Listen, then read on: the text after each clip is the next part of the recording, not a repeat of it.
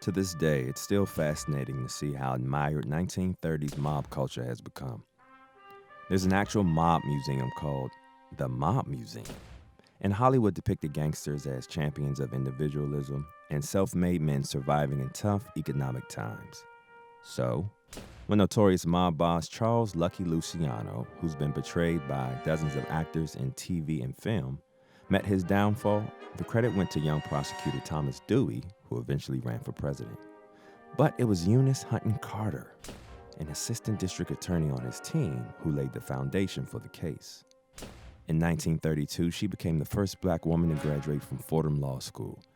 She then became the first black woman in New York State to serve as assistant district attorney and only woman on Dewey's team, which had been assembled to fight against organized crime.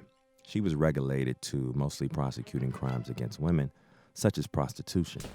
But when doing so, she discovered that brothels in New York City were controlled by Luciano's mob, which received a share of their earnings in exchange for legal representation.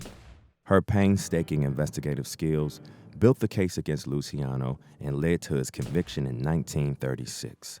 Later, Carter went into a private practice and on to a litany of other accomplishments, including committee chair at the United Nations.